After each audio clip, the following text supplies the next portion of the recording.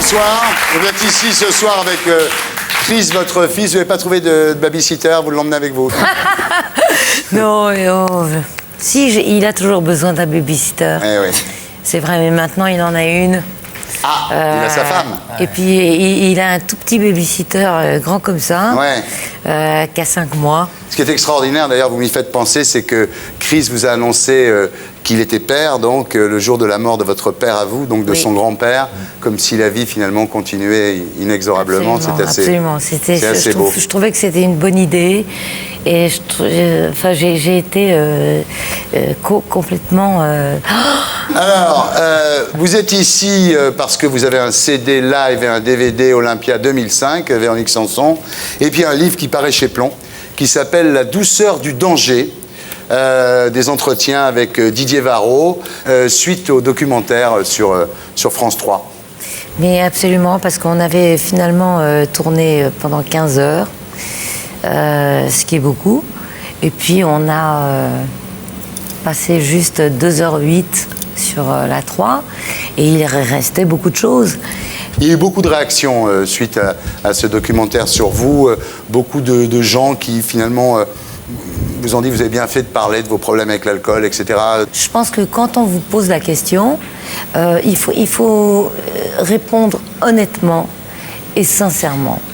Sinon, ça ne sert à rien d'occulter les choses, de se les occulter à soi-même et de les occulter aux autres, parce que les autres savaient bien. Tout le monde me regardait d'un air de 2 airs. Oui. Et on disait, ah ben oui, la pauvre Véro, ça va pas du tout. Et il y a plein de gens qui sont alcooliques et qui le savent pas. Ouais. Bien sûr, ils le savent pas, ils se rendent pas compte. Mais bien. Et quand on s'en aperçoit, on se dit, comme toi, tu t'en es aperçu. Et on m'a invité à dîner chez moi. Et on servait du vin à tout le monde et pas à moi. Et j'ai dit, ben quoi alors? Et puis là, Chris a dit, ben voilà... il a dit à ma famille, qui était toute là, je ne comprends pas comment vous n'avez pas vu et vous ne vous êtes pas aperçu de sa souffrance et de sa misérabilité, disons. Parce que moi, je me croyais invisible et je croyais que personne me voyait et que ça se voyait pas et tout. Mais grâce à Chris, donc vous en êtes sorti. C'est lui qui vous a sauvé la vie parce qu'il a dit ça fait des années que maman est dans cet état. Il a dit à votre famille, vous fermez les yeux, vous voyez bien qu'elle boit trop. Oui, parce que c'est pas marrant pour des parents d'avoir une fille alcoolique. Alors on ferme les yeux. On ferme les yeux. C'est ça le truc. Et c'est ça le truc, c'est qu'on ne veut pas, le savoir. Alors maintenant, il y a un truc que je voulais vous dire aussi, c'est que c'est vrai que je parle de l'alcool dans ce livre et que j'en ai beaucoup parlé dans le portrait, mais il faut aussi dire que je suis une musicienne. Voilà. Je suis une musicienne, je fais des tournées formidables que je trouve vraiment géniales.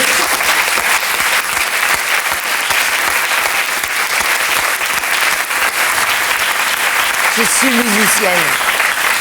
Voilà, je suis musicienne et ça m'énerve de parler que d'alcool, quoi. En ce moment, c'est...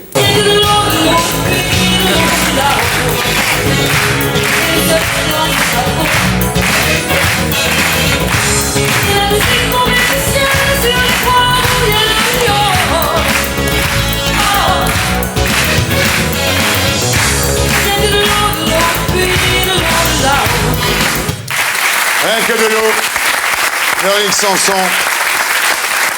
Thierry, évite de mettre Allah ce soir. Oui, c'est pas le soir de mettre Allah parce qu'il y a notre ami Nasseri est bien remonté. Alors, voilà, juste je veux faire une rectification. Le seul truc que je veux dire, c'est qu'on ne doit pas toucher ni à la Torah, ni à la Bible, ni au Coran. C'est des livres saints, tu les touches pas, ça appartient aux Juifs, ça appartient aux Arabes, ça appartient aux chrétiens, tu n'y touches pas. ça me touche. Samy, on va pas y passer la soirée, mais je suis chrétien, je suis catholique, mais si quelqu'un a envie de dire du mal de Jésus-Christ ou des évangiles, je le laisse libre de le faire. C'est la démocratie, ça. Il le faut, même. C'est important. C'est important, il faut le faire. Bien, on continue. Alors dites-moi, aujourd'hui, Véronique, vous avez peur de rechuter ou non? Moi, j'ai choisi de vivre une nouvelle vie. Alors, évidemment, quelquefois, évidemment, c'est tentant, parce que vous savez, c'est révoltant. C'est révoltant de ne pas être comme les autres, de ne pas pouvoir boire un petit coup comme les autres, comme les autres. Et là, on trouve une injustice totale. Mais la route est très longue.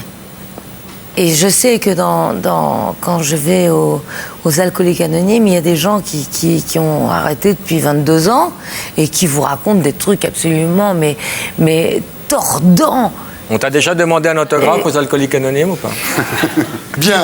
Alors, en tous les cas, on vous souhaite de ne jamais retourner dans ce piège mortel pour vous. Mais moi en aussi, tous les je me cas, le souhaite. Qu'est l'alcool, ouais. Oui. Alors, dans le livre, vous parlez aussi de vos parents. On apprend que c'était de grands résistants, vraiment, des gens qui ont donné leur vie pour la France, pour la liberté. C'est très bien. Vous parlez de Michel Berger. Vous avez fait tellement souffrir en le quittant pour le père de Chris, pour Stephen Stills. Un jour, Michel Berger vous emmène à l'Olympia pour voir Crosby, Stills, Nash. Et vous avez une espèce de coup de foudre. Vous partez acheter des cigarettes, mais vous, c'est vrai, quoi. D'habitude, quand on raconte ça, on dit « je suis parti acheter des cigarettes ». Bon, vous, c'est vrai, vous êtes vraiment parti acheter des cigarettes. Moi, c'est vrai. Vous n'êtes jamais revenu? Non. Voilà. C'est quelle marque tu cherchais parce que... Vous dites que c'est un assassinat. Ça a failli en être un. Ça a failli en être un, mais vous savez, je ne regrette rien. Et puis j'avais envie de changer de vie, de changer de vie, voilà, tout simplement, et d'apprendre autre chose, et d'apprendre autre chose autrement. Alors, Stephen Stills, c'était vraiment un déjanté notoire à l'époque, votre père, et ça vous inquiétait pas, ça vous attirait ce côté dangereux qu'il avait? Mais au début, je ne savais pas qu'il était dangereux. Et je ne savais pas dans quoi je m'aventurais. Dès le jour du mariage, vous avez envie de vous casser, votre sœur Violaine vous dit « viens, on passe par la fenêtre ». Il est extraordinaire, son bouquin. Et là, vous dites « je pars pas » parce qu'il y a les Who, il y a les Beatles qui sont invités, donc c'était un peu dur de se casser. Non, c'était un peu par politesse, quoi. Ouais. Et c'est vrai qu'il y avait ma famille, la famille de Steve. C'était les familles, moi, qui me terrifiaient. Et je me suis dit, si je me marie pas, ça la fout mal quand même. Ouais. Et je suis très contente de l'avoir fait parce que sinon, je ne serais pas là. Voilà. En tous les cas, ça a été très compliqué. Ça a été une vraie plongée dans l'alcool, dans la dope. Mais très doucement, très doucement. Très doucement, mais à l'arrivée, quand même. Je me disais, mais qu'est-ce qu'ils font Chris, quand vous avez lu le livre, vous avez été surpris par ce que raconte Véronique? Le livre, je l'ai pas encore lu. Ouais, vous risquez je suis honnête, je suis honnête. Je suis arrivé, je suis parti direct en tournée, donc... Tu m'as pas montré, hein? J'ai pas eu. Non, mais je l'avais pas reçu. T'as pas lu le passage où elle te déglingue? Ah, c'est pour ça. C'est pour ça. Il y a des moments très violents quand même. Un jour, il vous met un coup de tête, son père a 18 points de suture. Ouais. Il vous met un coup de couteau dans le dos. Enfin, il y a quand même des moments très... Vous le saviez, ça? Oui. Ouais, moi je le savais. Mais ils ont été tellement... Enfin, moi j'étais tellement petit quand ils se sont séparés que j'ai pas les souvenirs de ça. Ouais. On me l'a raconté, quoi. Vous avez été l'enjeu d'une bataille terrible. Finalement, votre mère a obtenu votre garde. Mais à quel prix? Ah oui, à quel prix? Vous avez même failli le tuer, son père, à un moment, vous dites dans le bouquin. J'ai eu envie de le tuer, et puis surtout, j'ai demandé combien ça coûtait. Des tueurs? Des tueurs à gages. Non, mais moi, je rigolais pas. Ce n'est pas cher. Et vous avez des séquelles de toutes ces guerres familiales? Oui, il y en avait. Non? Non, ça va. Là, je crois que je vais en avoir, là, 2, 3. Mais non, les séquelles, non, ça se passe, voilà. Qui tu préfères, ton père ou ta mère? Voilà. Je préfère Salman Rushdie. Eh bien, c'est ton père.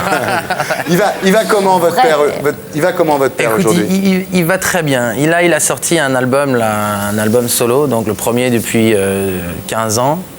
Et ça se passe bien. Il est passé en tournée il n'y a pas longtemps, ici avec Crosby, Stills & Nash. Et puis, ça va bien, il s'en sort bien. C'est quelqu'un qui est très, très passionné de la vie. Et je crois que, bon, on a tous un peu vu à quel point. Et voilà, des fois, quand ça passe ou ça casse, quoi. Des fois, ça casse. Ouais, drôle de vie quand même. Tu m'as dit que j'étais faite pour trop de vie. J'ai des idées dans la tête et je fais ce que j'ai envie. Je t'emmène faire le tour de ma trop de vie.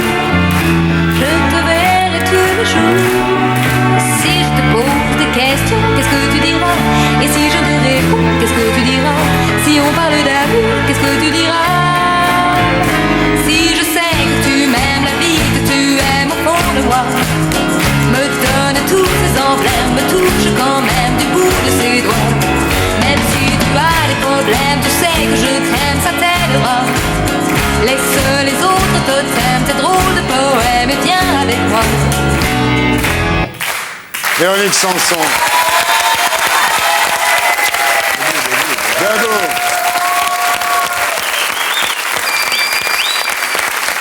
Crayon prend main ou pas? Crayon prend main.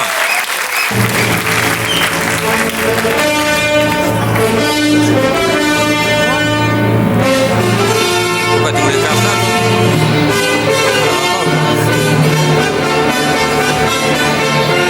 Véronique, tu dis moi aussi un autre.